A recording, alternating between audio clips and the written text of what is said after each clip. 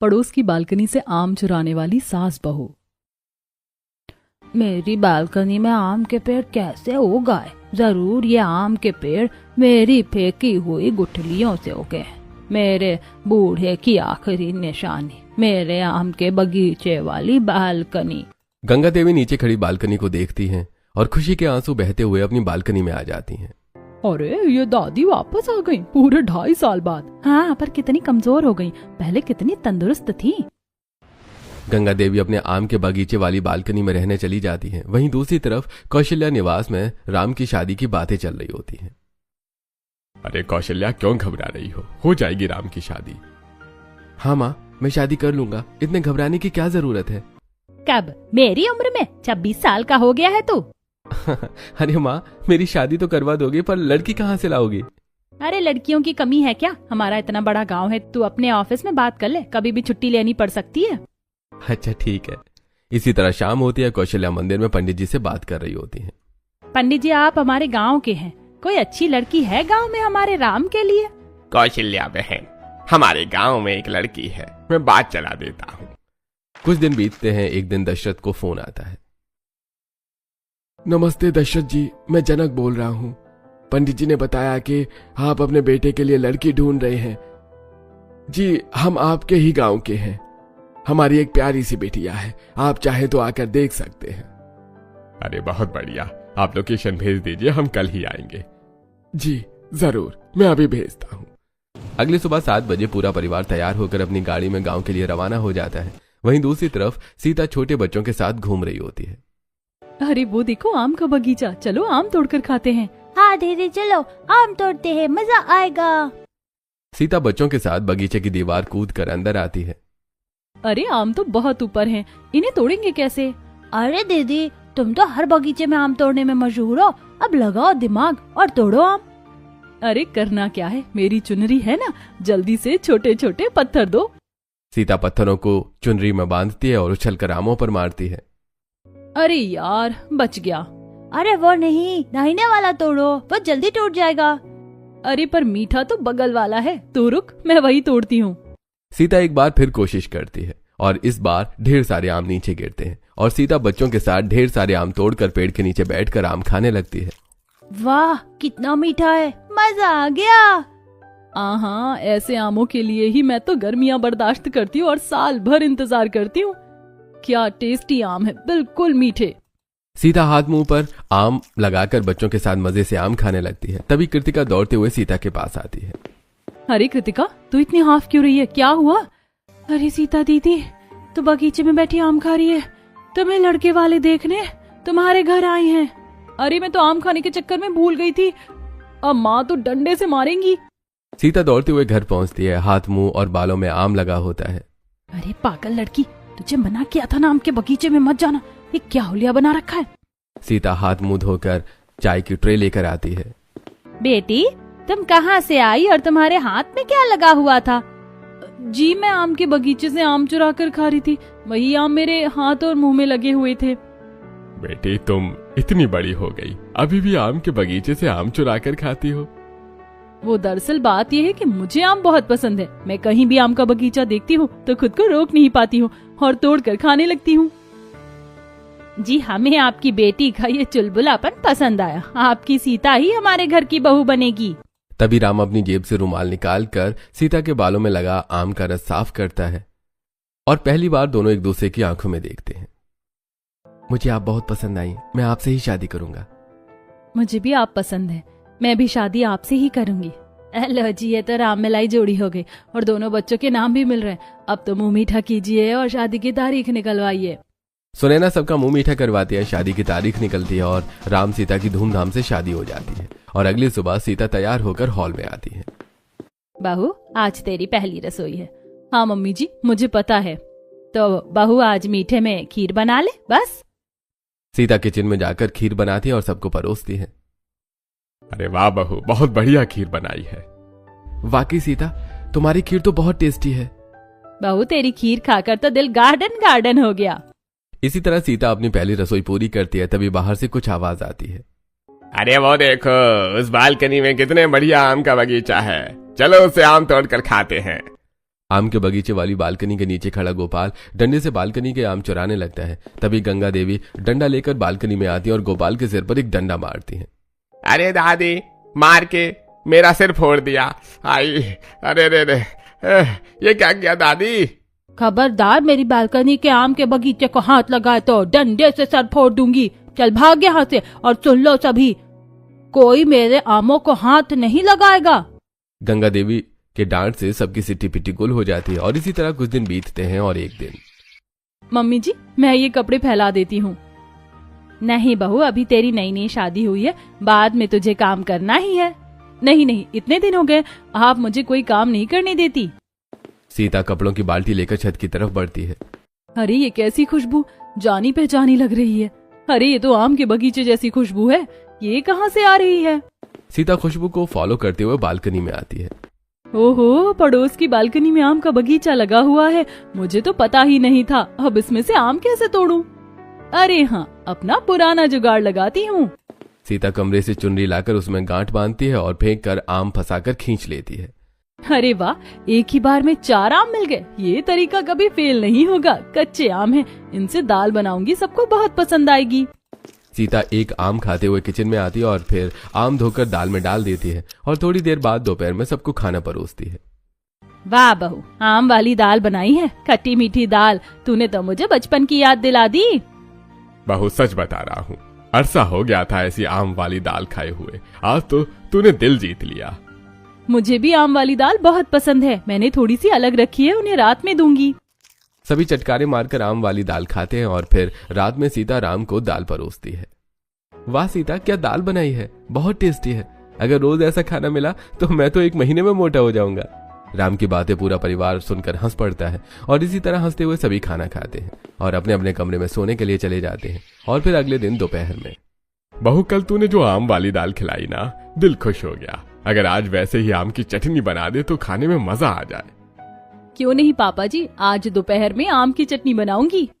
आम की चटनी के लिए तो ढेर सारे आम लगेंगे। एक बर्तन लेकर जाती हूँ, आम तोड़कर उसी में रख लूंगी। सीता अपनी बालकनी में आती है और चुनरी से आम तोड़ने लगती है। तभी गंगा देवी डंडा लेकर बालकनी में आती है। कौन है? किसने मेरे आमों को हाथ लगाया? सीता डरकर अपनी बालकनी में छुप जाती है। वहीं नीचे खेल रहे बच्चों पर गंगा देवी की नजर पड़ती है। अच्छा, तो तुम बदमाशों ने मेरी बालकनी के आम चुराने की कोशिश की है। रुको, बताती हूँ।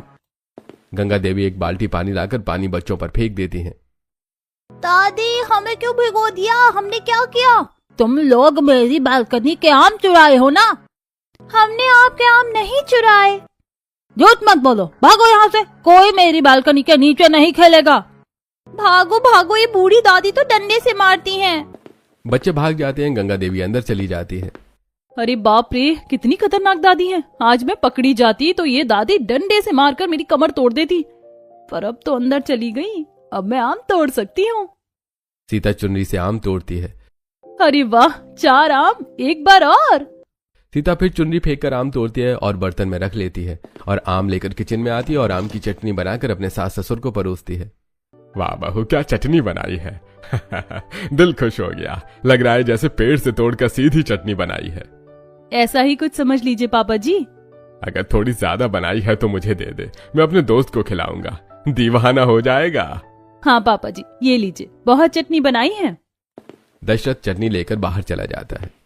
बहू सच बता, ये आम कहाँ से लेकर आ रही है? ऐसे खट्टे मीठे ताजे आम बाजार में नहीं मिलते। अरे मम्मी जी, आपको नहीं पता, सामने वाली बालकनी में जो आम का बगीचा है, वहीं से तोड़ कर लाती हूँ। अरे बहू, तू पड़ोस की बालकनी से आम चुरा कर लाती है?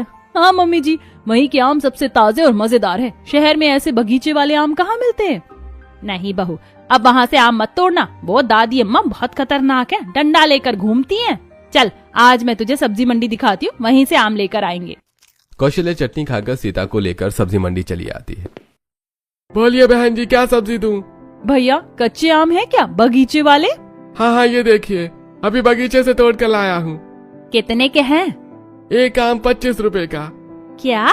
एक आम 25 रुपए का? अरे हम 4 लोग हैं, अगर एक के लिए 2 आम ले ले तो 8 आम होते, यानी 200 रुपए। अरे भैया, अभी यही रेट चल रहा है। 200 रुपए में तो अचार आ जाएगा। मम्मी जी, ये झूठ बोल रहा है, ये बगीचे के आम नहीं है, और जितने हमसे ये बेच रहा है ना, उतने हम तो गांव के बगीचे में फेंके पड़े रहते। चलिए यहाँ से। सीता और कौशल्या घर लौट आती हैं। बहू तूने 2 दिन ऐसे आम खिला दिया, अब तो बस आम ही खाने का मन करता है। आम पन्ना, आम रस, चटनी, अचार। बस मम्मी जी मुंह में पानी आ रहा है, अब तो मुझे भी आम चाहिए। इस गर्मी में आम कौन छोड़े बहू। मम्मी जी आपने मना किया था, पर अब मुझसे नहीं रुका जाएगा। मैं तो पड़ोस की बालकनी से आम चुराऊंगी। अरे बहू अगर इतने टेस्टी आम है तो मैं भी तेरे साथ हूँ।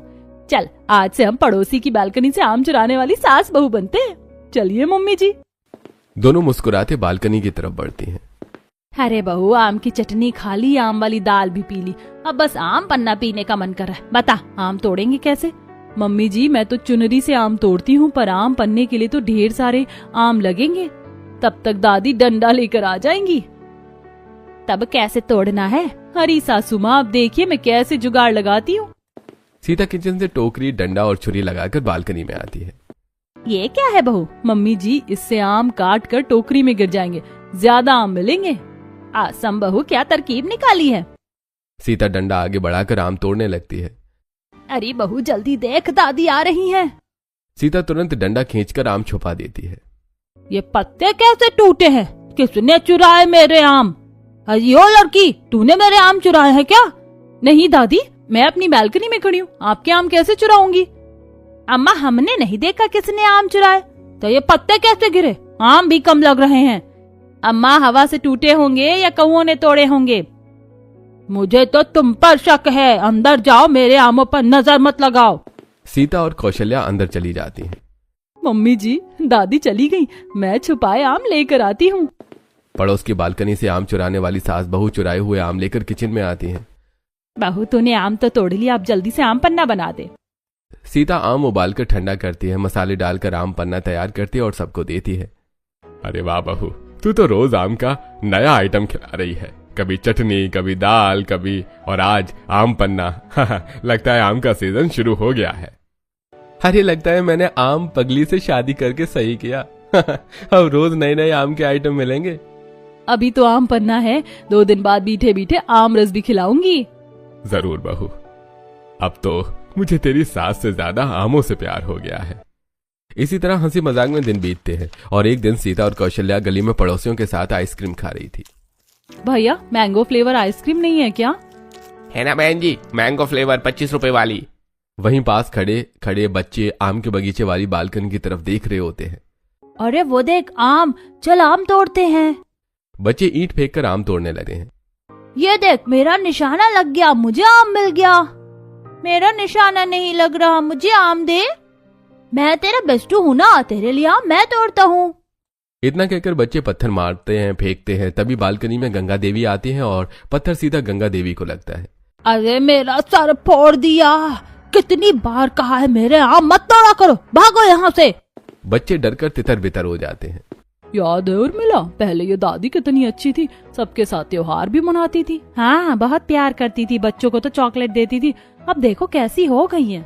सच में दादी पहले इतनी अच्छी थी। हाँ बहू, पता नहीं क्या हो गया, जब से वापस आई है बदल सी गई है। इतनी अच्छी दादी अब इतनी गुस्से वाली कैसे हो गई? फिर सभी आइसक्रीम खाकर अपने अपने घर लौट जाते हैं। इसी तरह कुछ दिन बीतते हैं। एक दिन पूरा परिवार टीवी देख रहा होता है। अरे बाप रे, एलपीजी के दाम तो सिर पर चढ़ते जा रहे हैं। अरे दाम इसलिए बढ़ रहे हैं क्योंकि काला बाजारी हो रही है। अगर लोग खपत कम कर दे तो दाम अपने आप कम हो जाएंगे। सही कह रहे हैं पापा, हर घर को गैस की खपत कम करनी चाहिए। अच्छा बहू ये बता, हमारे घर का सिलेंडर अभी है ना? हाँ पापा जी अभी हैं, चल जाएगा। वैसे आज खाने में आम का क्या स्पेशल बना रही हो? मैं सोच रही हूँ कि गैस की खपत कम हो, इसीलिए कच्चे आम का अचार बना लेती हूँ। अरे वाह बहू, बढ़िया सोचा। दाल भात के साथ आम के अचार खाने में मजा आ जाएगा। बनाओ बनाओ। सीता कौशल्या को साथ लेकर बालकनी में आती है। मम्मी जी वो देखिए, सामने कच्चे पक्के दोनों आम हैं। अरे बहू, तू बालकनी वाले आम के बगीचे से आम चुराकर अचार बनाने का सोच रही है क्या? हाँ मम्मी जी, कच्चे आम से अचार और पक्के आम से आम रस बना लेंगे। गैस भी बचेगी और आम खाने का मजा भी आएगा। पर बहू इसके लिए तो बहुत सारे आम चाहिए और वो अम्मा बार बार आ जाती हैं। मम्मी जी इस बार एक बार में ज्यादा आम तोड़ने पड़ेंगे, नहीं तो उन्हें शक हो जाएगा और अब डंडे या चुनरी वाला आइडिया काम नहीं करेगा। अच्छा बहू तो रुक, मेरे पास एक जुगाड़ है, चल मेरे साथ। इसी तरह दोपहर होती है, सारे पड़ोसी अपने घरों में सो जाते हैं। तभी कौशल्या सीता के साथ लकड़ी की सीढ़ी लेकर आती है और अपनी बालकनी से पड़ोस के आम के बगीचे वाली बालकनी में लगा देती है। अरे वाह सासू माँ, मान गए आपको। आप तो मेरी भी उस्ताद निकली। इस सीढ़ी से तो आराम से आम के बगीचे वाली बालकनी में जाऊंगी, आम चुरा लूंगी और फटाक से वापस भी आ जाऊंगी। दोपहर का समय है, दादी सो रही होंगी और हमें कोई देखने वाला भी नहीं है। इतना कहकर सीता सीढ़ी से होते हुए आम के बगीचे वाली बालकनी में उतर जाती है और ढेर सारे आम तोड़कर कौशल्या की तरफ फेंकने लगती है। अरे बहू, बस बस कर, इतने आम बहुत हैं, काफी पके और कच्चे आम हो गए, अब वापस चलिए। सीता धीरे धीरे सीढ़ी से वापस आने लगती है। तभी समिति का चौकीदार बहादुर पड़ोस की बालकनी से आम चुराने वाली सास बहू को देख लेता है। अरे चोर चोर, दादी आपके आम कोई चुरा रहा है। अरे मम्मी जी, चौकीदार ने देख लिया। अरे नहीं बहू, इतनी ऊंचाई तक चेहरा नहीं देख पाएगा, जल्दी भाग। सीता भागकर अपनी बालकनी में आ जाती है और कौशल्या जल्दी से सीढ़ी खींच लेती है। तभी गंगा देवी डंडा लेकर बालकनी में आती है। कौन है चोर? कौन है चोर? कहाँ गया चोर? अरे दादी आपके आम चुराकर चोर पड़ोस वाली बालकनी में भाग गया। अरे बहादुर, कैसा दिख रहा था चोर? पड़ोस का ही कोई होगा। मेरी आम वाले बगीचे की बालकनी से आम चुराता है, छोड़ूंगी नहीं। दादी बालकनी ऊंची थी, सूरज की रोशनी आंख में पड़ रही थी, इसलिए चेहरा नहीं देख पाया। अरे तुमने तो देखा होगा, बताओ कौन था? दादी अम्मा, हमने भी नहीं देखा, उसने चेहरे पर काला कपड़ा पहना था। नास पीटा, मेरे सारे आम तोड़कर भाग गया, कीड़े पड़े उसे। अरे दादी, आप किसी को आम क्यों नहीं तोड़ने देती? जिसने भी आम चुराए हैं खाएगा ही। वैसे भी आप तो आम खाती नहीं है और आपके बगीचे के सारे आम सड़कर आपके बगीचे में ही गिरते हैं। अरे मेरे आम सड़ जाए तो सड़ जाए, कोई क्यों तोड़ेगा? एक बार मिल जाए तो डंडे से मार कर मुंह टेढ़ा कर दूंगी, फिर देखती हूँ टेढ़े मुंह से आम कैसे खाता है। गंगा देवी गुस्से से अंदर चली जाती है और पड़ोस की बालकनी से आम चुराने वाली सास बहू भी अपने घर में चली आती है। अरे मम्मी जी, आज तो बाल बाल बच गए। 1 मिनट और देर होती तो ये दादी अम्मा हम दोनों का मुंह टेढ़ा कर देती। अरे बहू, हम भी कम नहीं है, पड़ोसी की बालकनी से आम चुराने वाली सास बहू है। पड़ोस की बालकनी से आम चुराने वाली सास बहू हंसते हुए आम लेकर अंदर चली जाती है और फिर रात में सीता सभी को आम रस बनाकर पिलाती है। अरे वाह बहू, क्या आम रस बनाया है, मजा आ गया। सच में इतना मीठा और स्वादिष्ट आम रस मैंने कभी नहीं पिया। बहू तू तो कमाल कर रही है, हर दिन आम का नया स्वाद। अरे वाह, गांव में मैं सोचती थी ऐसे बगीचे वाले आम शहर में कहाँ मिलेंगे, पर यहाँ भी मिल जाते हैं। बगीचे वाले आम शहर में कहाँ मिलते हैं? अरे बस मिल जाते हैं, अब कहाँ से मिलते हैं वो रहने दीजिए। सभी आम रस पीते हैं और अपने अपने कमरे में सोने चले जाते हैं। अगले दिन सीता कच्चे आमों को टुकड़ों में काट रही होती है। अरे बहू, तू आम टुकड़ों में काटने लगी? मम्मी जी, मुझसे बर्दाश्त नहीं हो रहा, जल्दी से सुखाकर अचार बनाऊंगी। लगता है तू 2 दिन में ही अचार खत्म कर देगी। खत्म हो जाए तो क्या, पड़ोस की बालकनी में बगीचा है, फिर तोड़ लाऊंगी। दोनों हंसते हैं और सीता आम सुखाने के लिए बालकनी में रख देती है। इसी तरह दिन बीतता है। अगले दिन सास बहू के चुराए हुए आम बालकनी में सूख रहे होते हैं। तभी गंगा देवी सूखते हुए आम देखकर, ओ पड़ोस की बालकनी से आम चुराने वाली सास बहू, बाहर निकलो, वरना डंडा लेकर घर में आ जाऊंगी। पूरे परिवार को डंडे से मार मार कर टेढ़ा कर दूंगी, सब चोरी की आदत भूल जाओगे। क्या हुआ दादी अम्मा, क्यों चिल्ला रही हो? अरे ये जो मेरे आम चुराने वाले चोर हैं, यही पड़ोस की सास बहू हैं। देखो उनकी बालकनी में कितने कच्चे आम सूख रहे हैं। कौशल्या और सीता बालकनी में आती हैं। अरे अम्मा क्यों चिल्ला रही हो?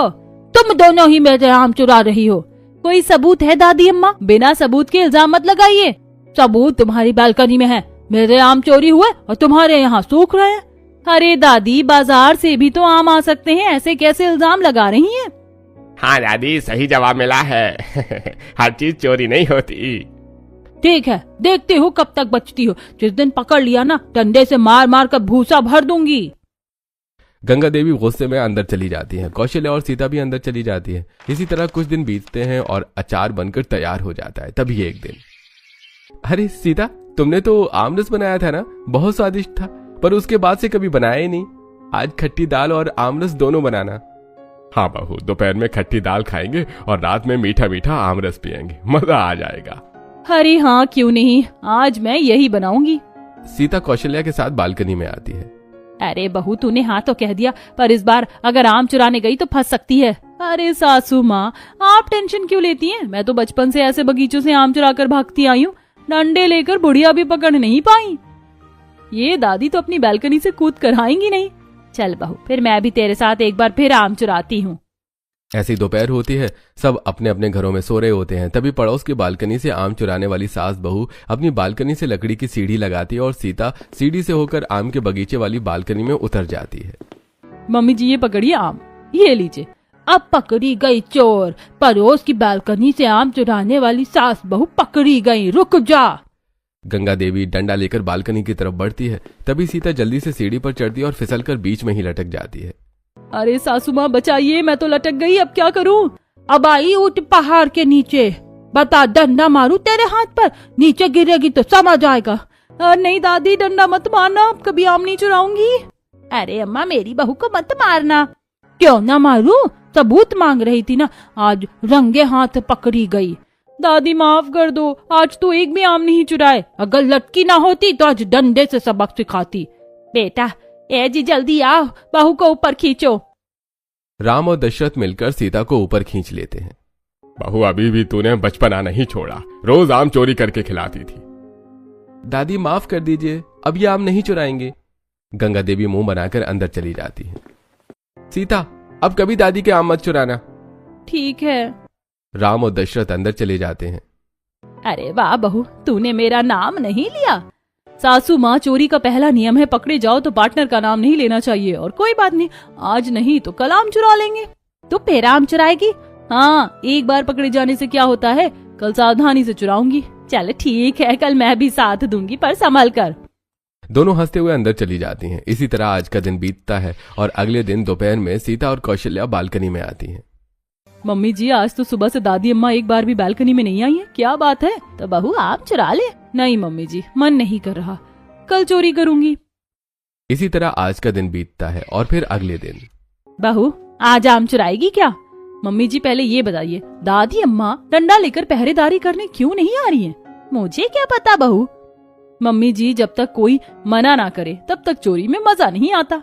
अरे बहू, तेरी बात तो मेरे सर के ऊपर से गई, पर वो देख नीचे बहादुर है, उससे पूछ। बहादुर भैया। क्या हुआ बहन साहब? दादी अम्मा कहाँ हैं? 2 दिन से दिख नहीं रही। उनकी तबीयत खराब है, ये उनकी दवाइयाँ हैं। अरे उनका ध्यान कौन रखेगा? हमारे गांव में किसी की तबीयत खराब होती थी तो पूरा गांव ख्याल रखता है। बहादुर रुको, मैं आती हूँ। सीता नीचे जाकर दवाइयां लेती है और कौशल्या के साथ गंगा देवी के घर पहुंचती है। गंगा देवी बिस्तर पर लेटी कांप रही होती हैं। अरे दादी अम्मा रुकिए, ये लीजिए पानी। मम्मी जी आप यहीं बैठिए, मैं काढ़ा बनाकर लाती हूँ। सीता गंगा देवी के किचन में जाती है और देसी का काढ़ा बनाकर गंगा देवी को पिलाती है। अम्मा अब अच्छा लग रहा है? तुम लोग यहाँ मेरे आम चुराने आए हो ना? दादी आप आराम कीजिए, आप बहुत कमजोर लग रही हैं, मैं आपके लिए खिचड़ी बनाकर लाती हूँ। इतना कहकर सीता रसोई में जाती है और गंगा देवी के लिए खिचड़ी बनाती है और अपने हाथों से खिचड़ी खिलाती है और दवाई भी देती है। दादी अब आप शाम तक यहीं आराम कीजिए। सीता और कौशल्या वापस अपने घर चली जाती हैं। 2 दिनों से इसने मेरा पूरा आम का बगीचा ही उजाड़ दिया होगा और अब सेवा करने आई है। शाम होती है। सीता रोटी में देसी घी लगाकर और सब्जी बनाकर गंगा देवी को खिलाती है। रात में सोते समय उनके पैरों की मालिश भी करती है। अरे चोर, तू ये सब क्यों कर रही है मेरे साथ? सच सच बता। बड़ी दादी अम्मा चुपचाप सोई रहो, ज्यादा बोलोगी तो तुम्हारे सारे आम चुरा लूंगी।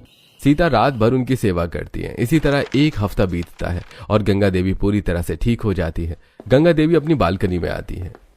अरे तुम सास बहू ने मेरे आम की चोरी नहीं की? आप थी ही नहीं मना करने वाली, तो अगर मैं आम तोड़ लेती तो चोरी नहीं कहलाती ना। अरे तू तो बड़ी शैतान है। वैसे दादी आप इतनी खूसट क्यों हैं? आप बालकनी के आम किसी को क्यों नहीं तोड़ने देती? पहले मुझे आम बहुत पसंद थे, अपने बूढ़े के साथ बैठकर आम खाया करती थी और गुठलियां बालकनी के पेड़ में फेंक देती थी। इसी से ये पेड़ हुए हैं। पर एक दिन, अरे भगवान देखो, हमारे बेटे ने हमें अपने घर पर बुलाया है। अगर ऐसी बात है तो हम जरूर चलेंगे, चलिए। गंगा देवी अपने पति रामलाल के साथ अपने बेटे और बहू के साथ घर चली आती है और 6 महीने बाद रामलाल का देहांत हो जाता है। उसके बाद, अरे बूढ़ी, पहले घर के सारे बर्तन धो, फिर खाना मिलेगा। मेरे पति क्या मरे, इन लोगों ने तो मुझे नौकरानी बना दिया। दादी आप मानती है ना कि ये आम का पेड़ दादाजी की निशानी है ना? हाँ बेटी, तो दादी, मैंने सुना है खुशियां बांटने से बढ़ती हैं। जब दादाजी आपको देखते होंगे उन्हें अच्छा थोड़ी ना लगता होगा कि आपने आम खाना छोड़ दिया, और उनकी याद में चिड़चिड़ी रहती हैं। अगर आप चाहती हैं कि दादाजी आपको देखकर खुश हो तो दोबारा आम खाना शुरू कीजिए। अरे बेटी, मैंने तो ये सोचा ही नहीं। अब तेरा जब मन करे तो बालकनी से आम तोड़कर खाना। बच्चों इधर आओ, ये लो आम खाओ। आज से मैं तुम लोगों को आम तोड़ने के लिए मना नहीं करूंगी। फिर गंगा देवी सीता के साथ बैठकर आम खाती है और अब पड़ोस की बालकनी से आम चुराने वाली सास बहू को आम चुराकर नहीं खाने पड़ते हैं।